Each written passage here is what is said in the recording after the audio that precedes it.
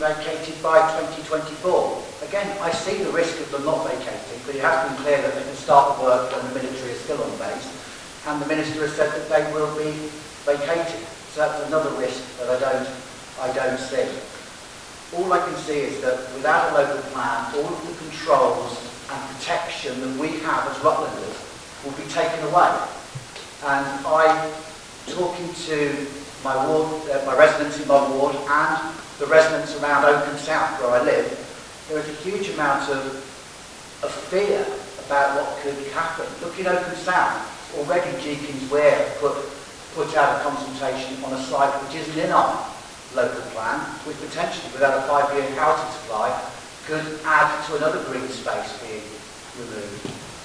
What I see is the opportunity to revisit the HIF fund to allow us to have a local plan in place to protect not just Conservatives, but every single one of you in your villages, your towns, from development which we don't necessarily need.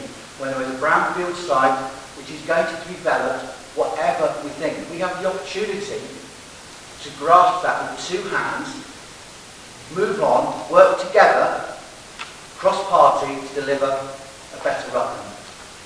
I'm doing this for what I think is best for Rutland, not from what I've been told to vote by the Conservatives, but someone who's lived here since the age of 12 and want to live here for the rest of my life and bring my family up in an environment in villages which are as we want them to be.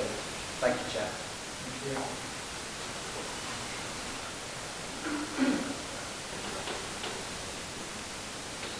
Councillor Harvey.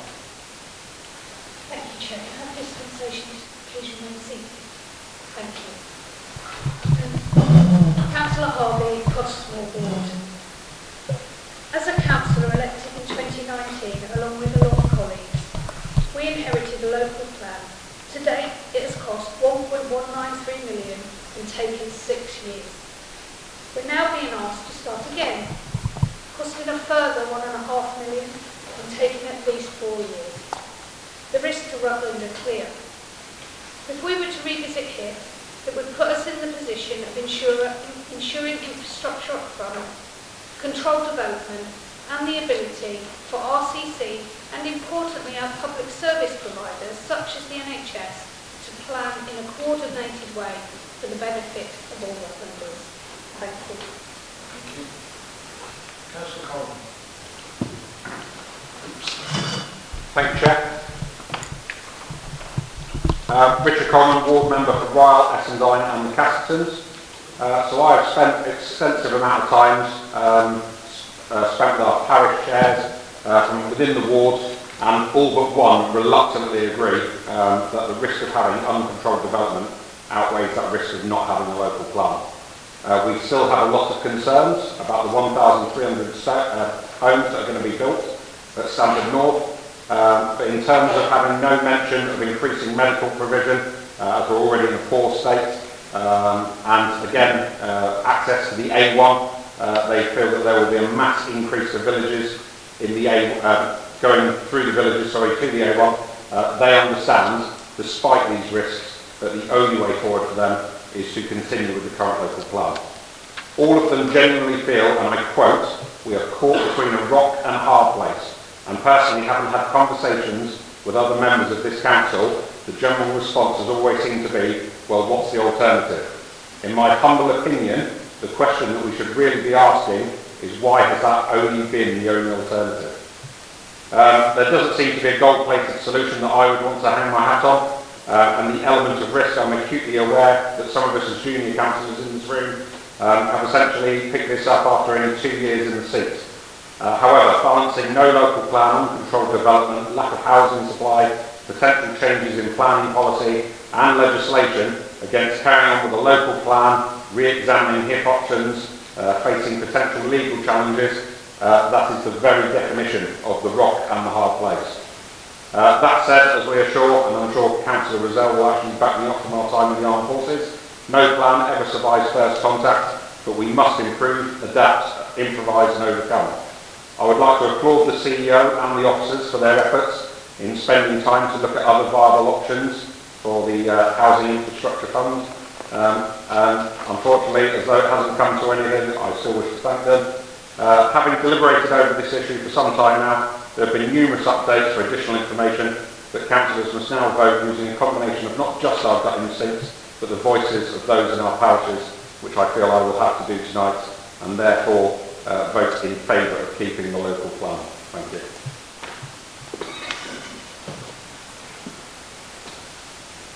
Councillor Payne. Thank you, Chair. Karen Payne, Ketton Ward. Mr Chairman, members would be aware that in addition to other pressures and risks, there is also a financial one to be considered if we withdraw the plan tonight. I do not understand the logic of this committee that voted to submit the current local plan at the end of last year, incurring a cost of 1.2 million in its composition, and then wish to withdraw it and spend at least 4 years writing another one at a budgeted cost of 1.4 million. This comes from the Council's General Fund Reserve, which is money received from council taxpayers. I simply don't believe the majority of our council taxpayers would welcome this either. This has a negative impact on our general fund reserves and our medium-term financial plan, reducing them down from 11.1 million to 9.6 million in 22-23, creating serious financial pressures for the council, not to mention the other pressures it generates, especially that of uncontrollable housing development in small rural communities, which none of us want. Certainly the residents of my ward don't want this. These risks are well understood and presented in the factual and well-articulated deputation we heard tonight from Langham Parish Council, who also point out that even though they have a neighbourhood plan, it cannot be fully effective without the framework of the local plan within which it sits, and Langham provided an excellent example of this. If there is a vote to withdraw the local plan tonight, Rutlanders need to be aware that even those with fully adopted neighbourhood plans will be subject to unregulated development. Moving back to the subject of finance and risk, skillful negotiation by council officers removed financial risk to the council of accepting the hit associated with the local plan. The allocations agreement documents the removal of this risk in paragraph 3.3. Making the MOD responsible for any cost overruns or delays within St George's development, not Rutland County Council. Therefore, in the interest of being prudent, safeguarding our council taxpayers' money, removing the risk to Rutland towns and villages of uncontrolled development, and in an attempt to secure a sound financial base for the council, I am fully in support of continuing the part of the submitted local plan and revisiting the HIP bid for the betterment of Rutland. Thank you, Chair. Thank you. Councillor Burton.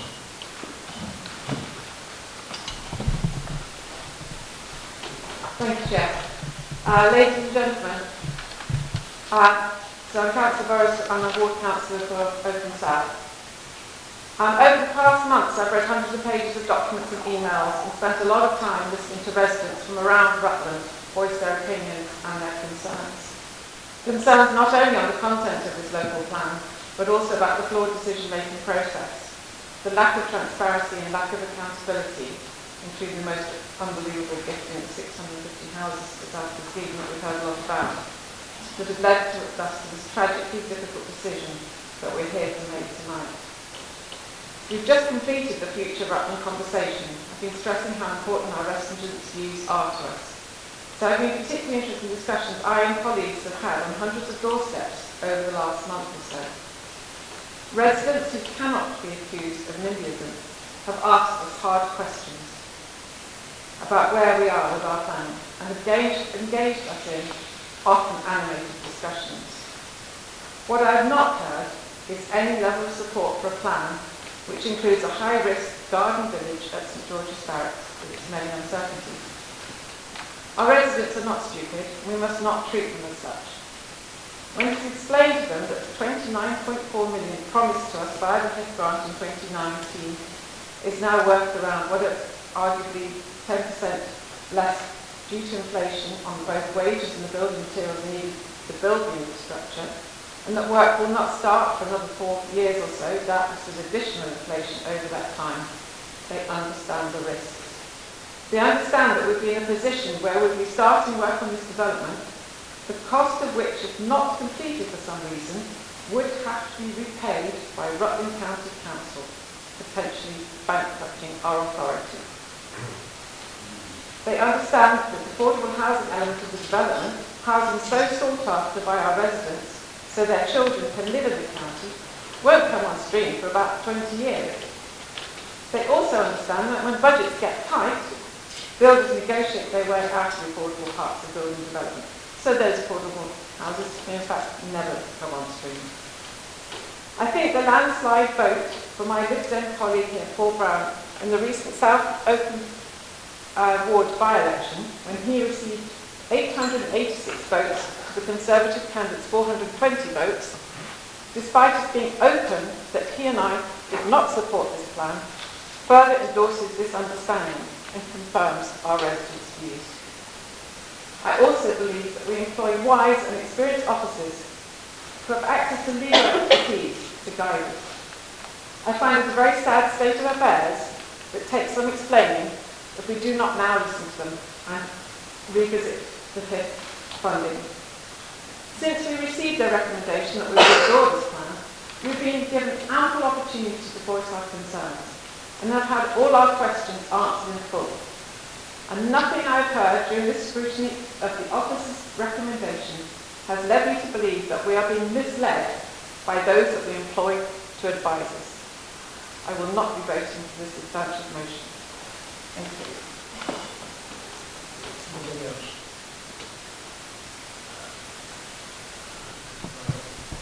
Councillor.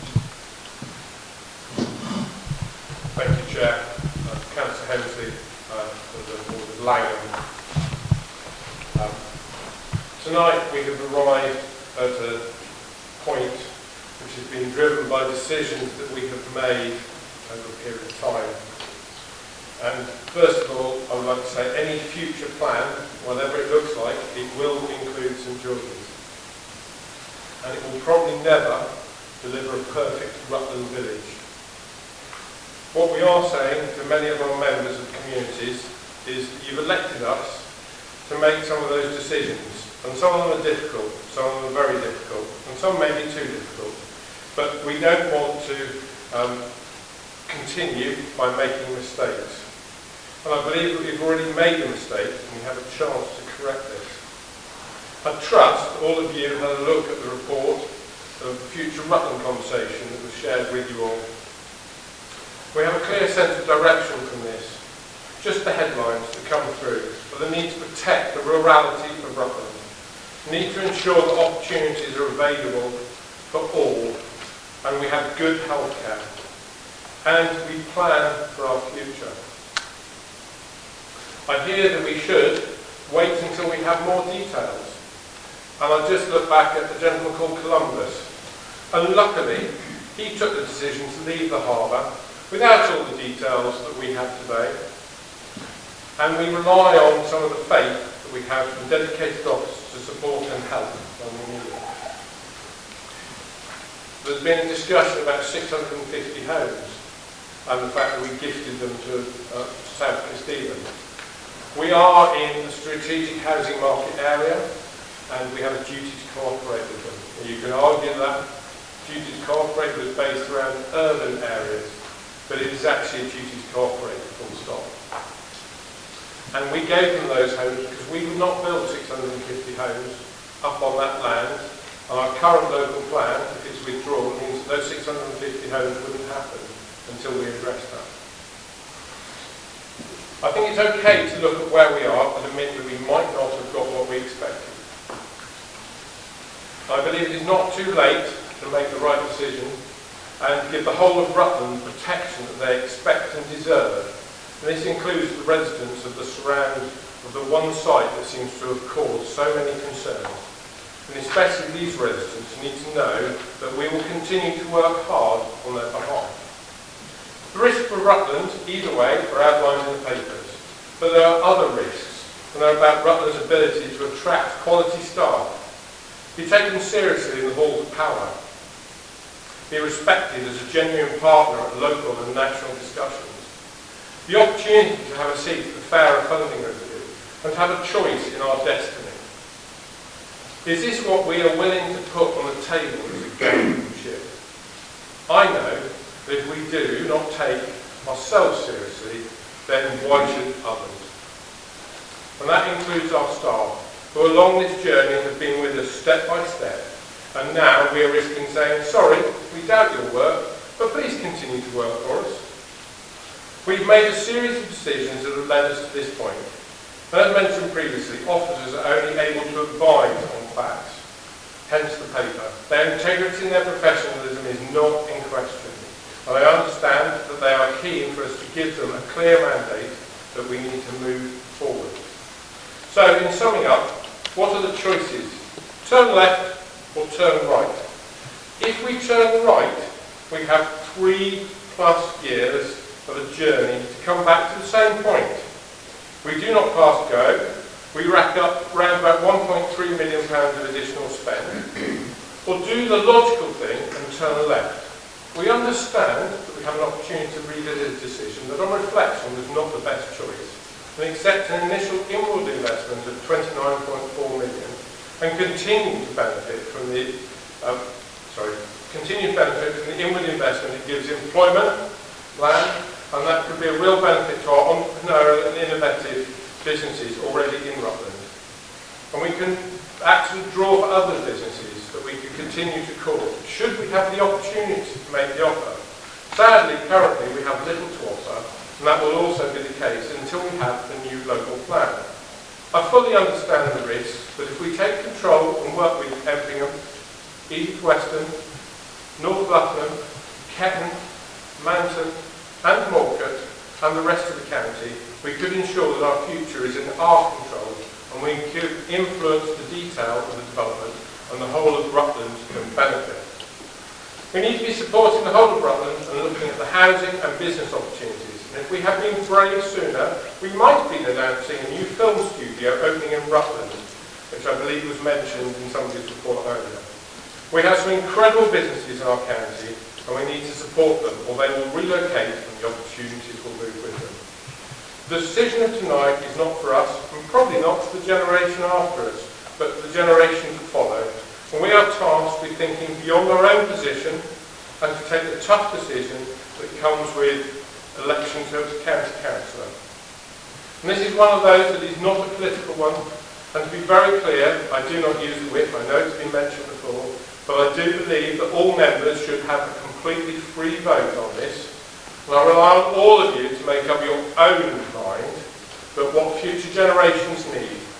And luckily, Columbus did leave the harbour, and he did that with an understanding of the risks. Let us be like him and set sail and learn to manage the risks as our residents would expect. Revisit the decision on HIP and set a clear course for a strong future for Rutland as a county and a respected member of the East Midlands and UK PLC and a great place to live, work and play. Thank you, Chairman.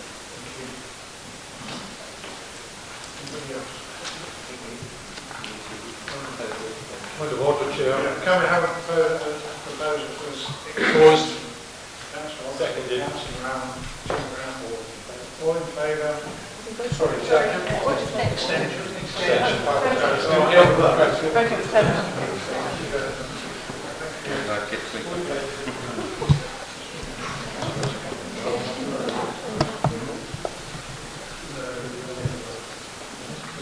Anybody else other than Councillor Roseland? Yeah, okay.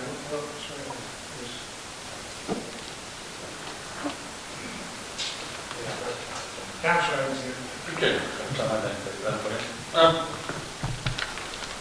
Well, we do indeed find ourselves between a rock and a hard place, and it is a very difficult decision that we make tonight. But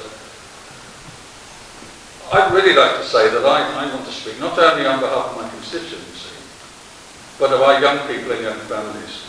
And I also want to speak for the 400 plus Rutlanders who apply for social housing but don't have a house given.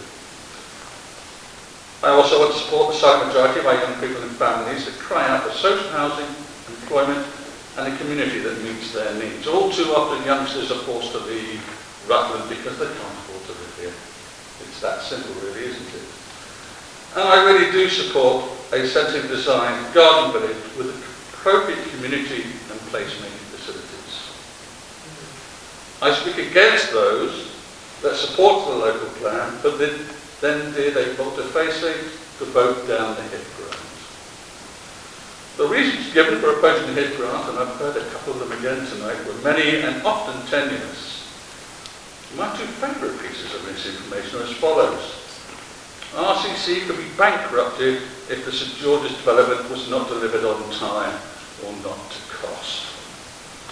This is a gross misrepresentation of the facts contained in the confidential allocation agreement, which clearly explained that the RCC's role was one of bookkeeper. We, as a public body, have no financial liability other than the 110,000 historical costs. All other financial risks lie with the MOD. RCC have responsibility for planning, highways and compulsory purchase orders. Nothing new there. I also hear that the two villages adjacent to St George's would surely be unacceptably and permanently swamped. Swamped? Swamped by whom? Are we not all Rutlanders with an equal stake in the future?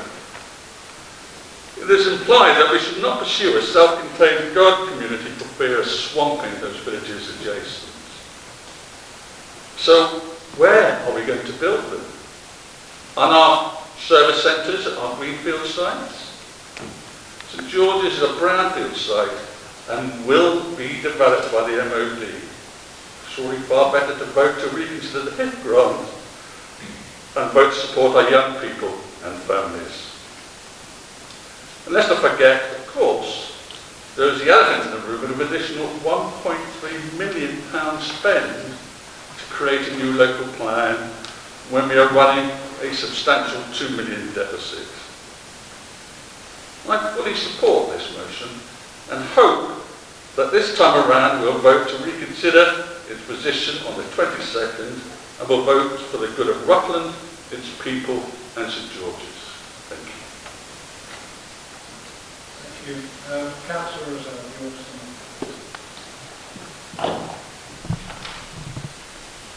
Chairman, I don't really have anything prepared, if I'm honest with you. As you would expect, I've listened to people tonight. I've heard CPRE talk about the platform. I've heard about toxicity from Councillor Brown. I've heard about attritional dialogue.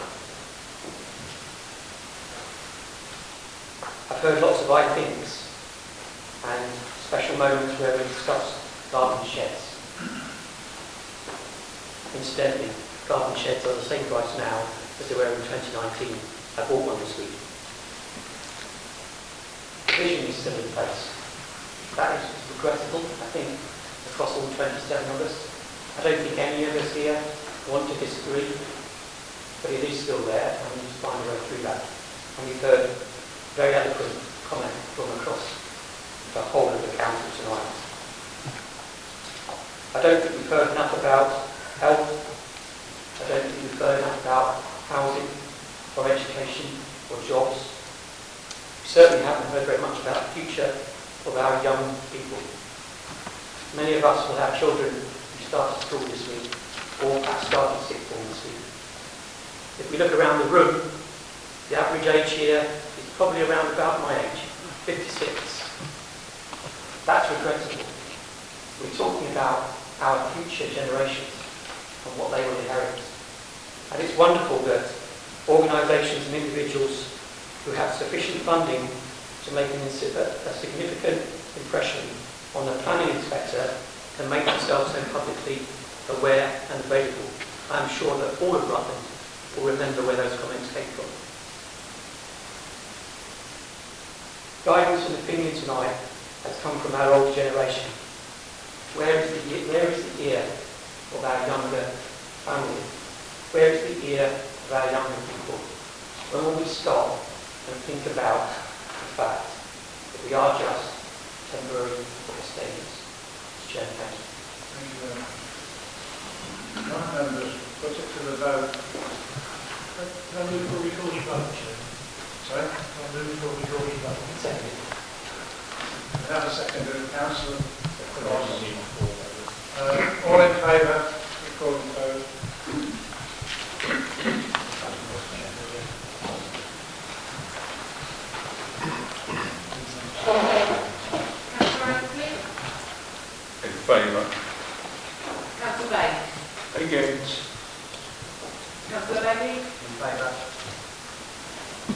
Lancey, Against. Councillor Ball, Against. Councillor A. Brown, Councillor G. Brown, In favour? Councillor P. Brown, Against. Councillor Burrows, Against. Councillor Coleman, In favour. Councillor Cross, Against. Councillor Dale, Against. Councillor Fox, In favour. Councillor Harding, In favour. Councillor Hemsley, In favour? Councillor Jones, Against. Councillor Lowe, In favour. Councillor McCarthy, Against. Councillor Oxley, Against. Councillor Payne, In favour. Councillor Powell, Against. Councillor Riddell, In favour. Councillor Stevenson, In favour. Councillor Waller, Against. Councillor Walters, Councillor Webb, Against. and Councillor Wilby. For. Thank you.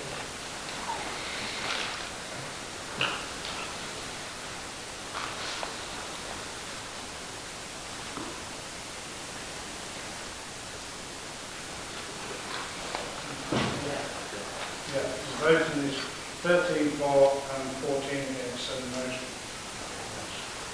We'll have an adjournment for 10 minutes and we'll be back.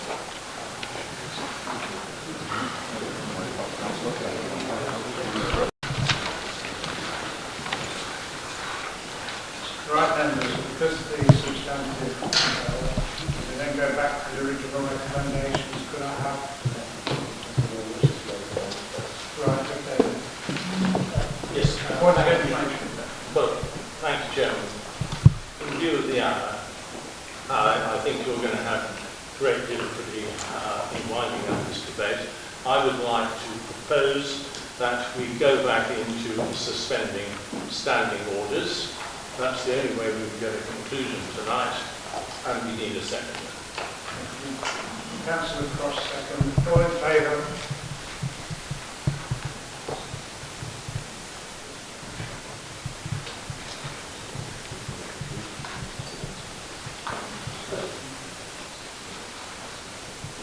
Against?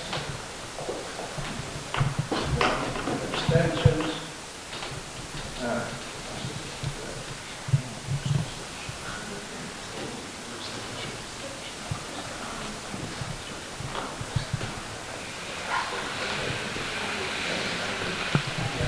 Motion for standing orders is carried.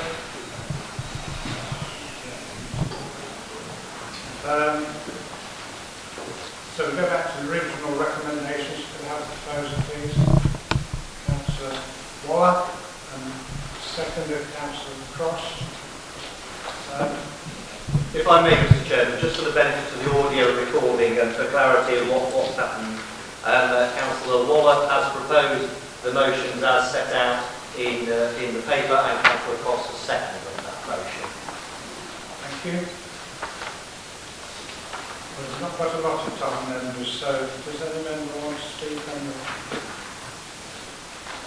Mr. Chair, could I propose that this be put to members immediately? We've had an awful lot of discussion, and I think we can resolve the matter pretty quickly. Thank you. Mr. Chairman, I would like to take members, if they're quick. We haven't got a lot of time. Is that a vote to me, Chairman? Come on.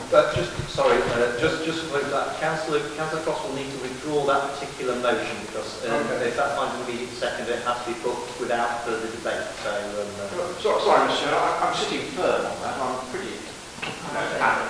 Thank you. Proposer and seconder. All in favour of going straight to the vote?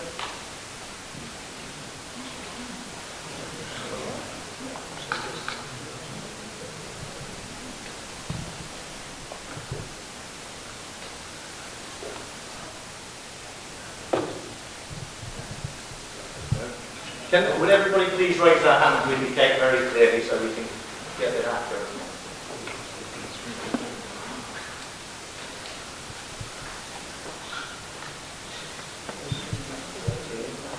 Against?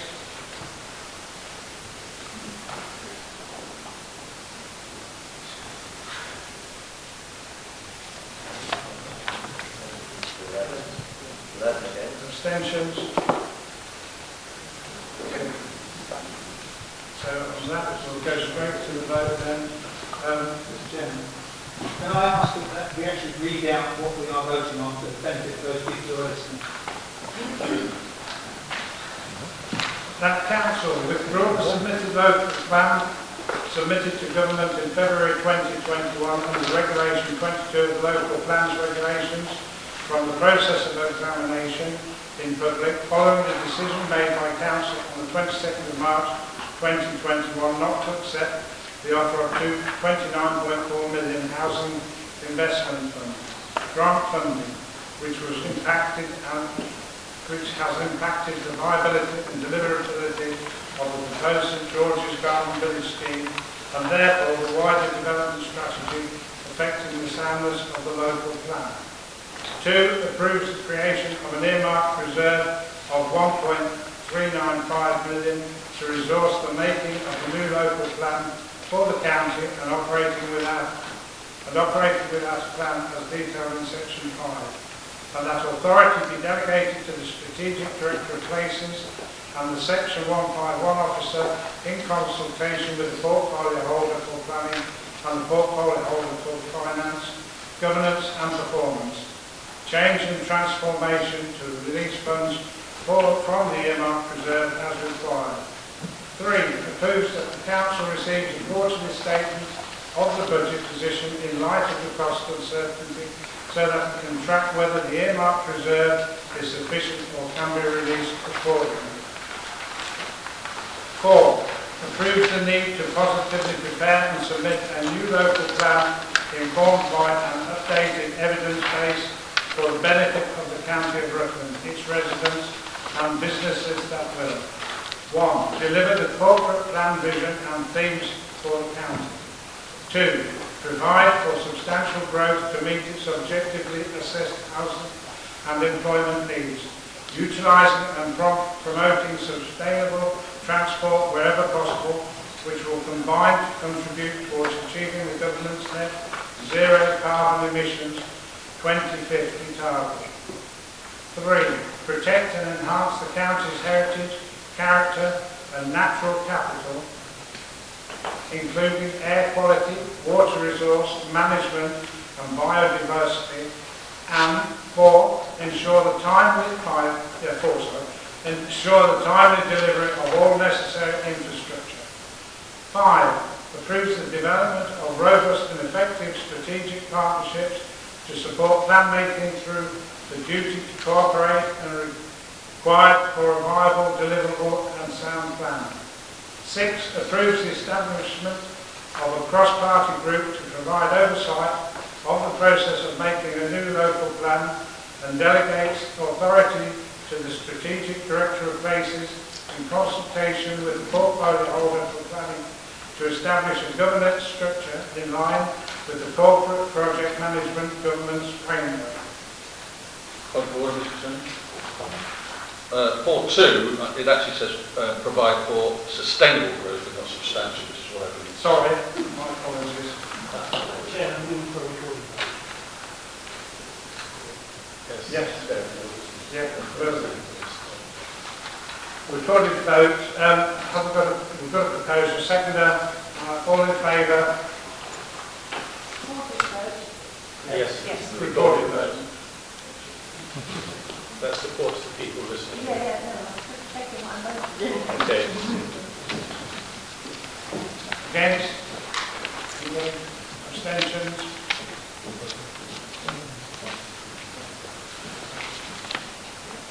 Okay, yeah.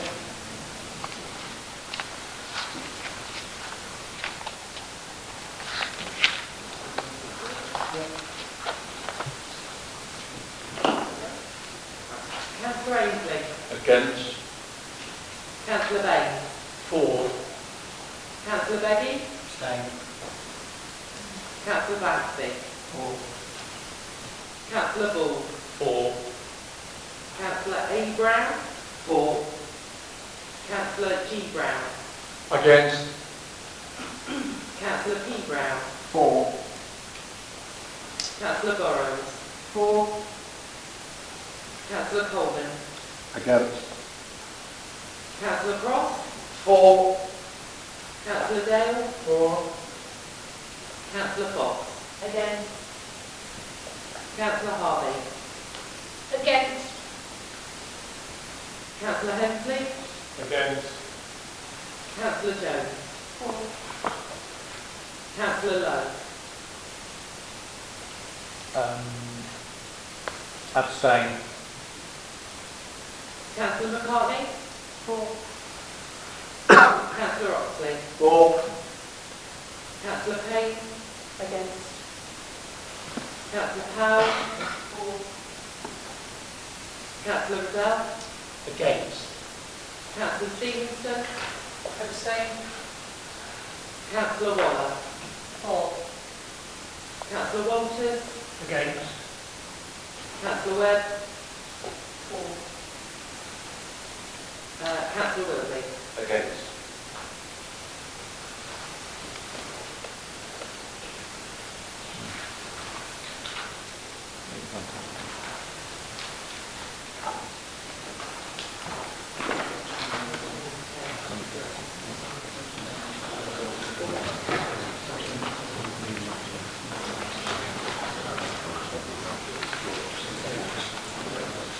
So members,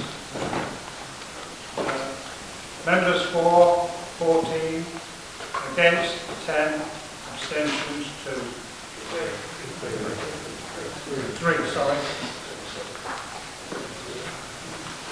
So that motion stands. If I may, Mr Chairman, again, just for the benefit of the recording, the voting was as the Chairman that read out, and therefore the motion for Council is carried. Thank you very much. Thank you, officers. Thank you, members. With that, the formal meeting closed at 2 minutes to 10.